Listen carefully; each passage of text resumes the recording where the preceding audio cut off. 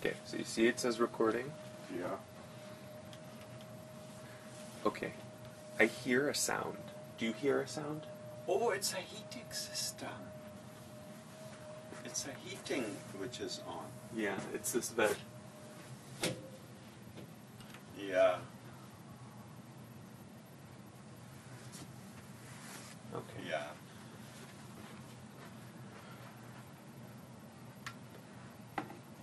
Yeah. Sorry about the sound that is in the background. It is the heating system. Since this is month of December, it's a heating system in our house which is on and is making the sound. And in the last tape, I talked about getting to Larkana, how we got to Larkana because the house in Shikarpur got damaged. The switch from Shikarpur to Larkana was really enormous. Shikarpur, we were grandchildren of a upper middle class businessman. Now, in Larkana, we were children of a very prominent attorney and a very upcoming political figure. My father was already General Secretary of Sindh Province Muslim League. Muslim League was a party which had gained independence from Britain. So it meant that here was Secretary General for the whole province of the ruling party. As a result, while in Shikarpur we met local businessmen, but we really did not meet the rulers of that area. But in Larkana, we were meeting top government officials like the chief ministers and ministers and the commissioner and the chief of police and so on. That gave us a different perspective. I remember like one time in 1951, Defense Minister of Pakistan at that time, Muhammad Ayub Khodo, had just returned from India after having a meeting with Prime Minister Nehru. I was maybe 11 years old, and my father had given a party for him.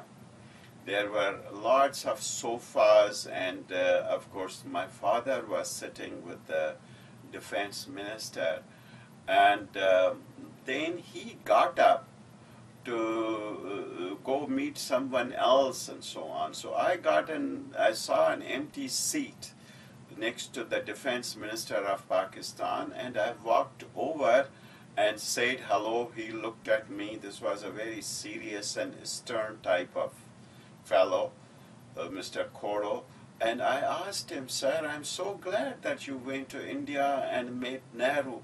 Can you please tell me what happened? Is Nehru a good guy? Are we going to have Indo-Pak peace?" Now, this defense minister, he looked at me in a funny way, and I could see he does not want to answer my question.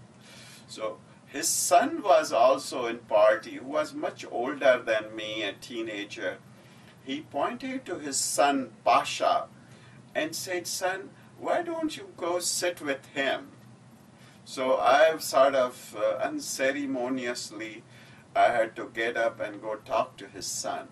But I mean, as we got older and more accustomed to this sort of setting, we were meeting a lot of who's and who's. Among one of the regular visitors at our house I saw was Sir Shah Nawaz Bhutto. He was father of Zulfikar Ali Bhutto, who later became Prime Minister and President of Pakistan. Now, Sir Shah Nawaz Bhutto was knighted by British government, was a retired man at that time, and he used to come regularly in the evening to our house, and he would get a drink, and I I mean, people in Pakistan don't drink alcohol much, and everybody who came to our house in the evening, evenings were socializing time.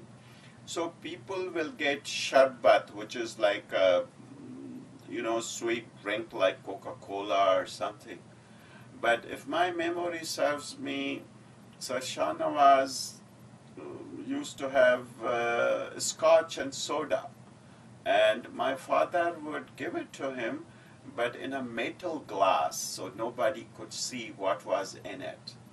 Now, at that time, Zulfikar Ali Bhutto was still studying abroad, but his older son, Sikandar Bhutto, who was about the age of my father, he used to be a daily visitor. He would come morning and evening. He was really a good friend of my father. Then I remember when Zulfikar Ali Bhutto came back from America and England after having done law, and my father arranged a lunch for him. And it was a strictly family lunch.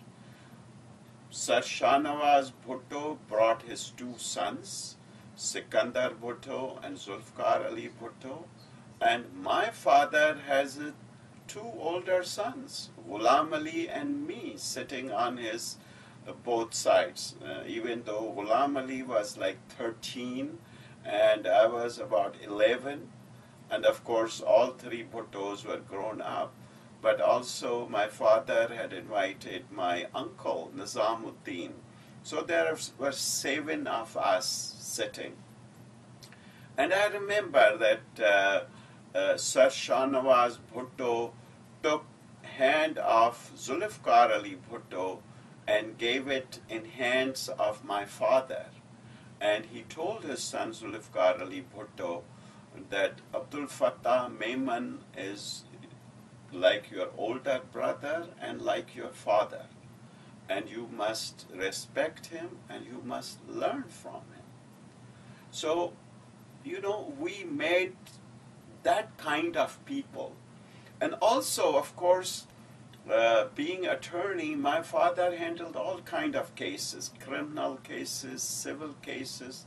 So while he would have political visitors, he will also have his clients, and of course they will talk privately, but we did get to see a lot of people. And in his office there were case folders for each cases. Even though I was very young, but I sort of enjoyed whenever I had a chance to read those files and see what kind of cases they were, and they were very fascinated.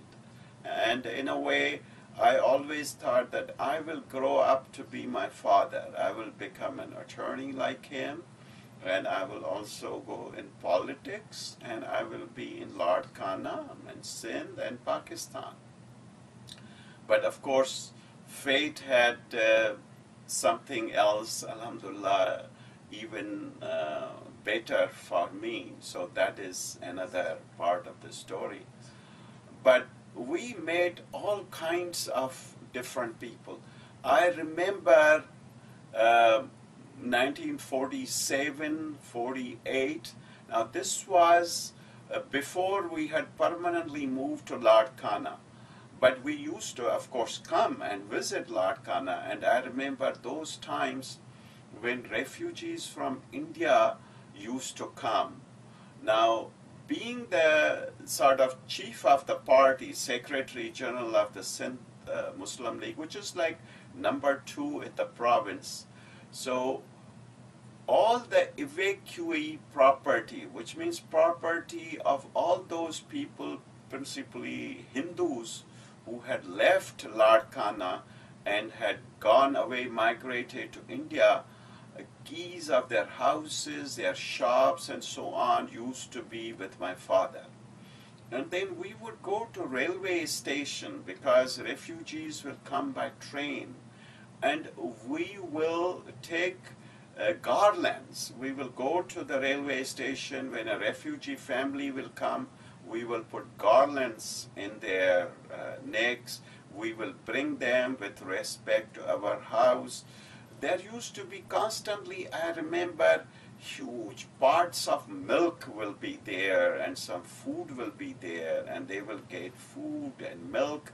Then my father will interview them and or one of his assistants, and they will determine what sort of background this man has, how many children, profession, and so on.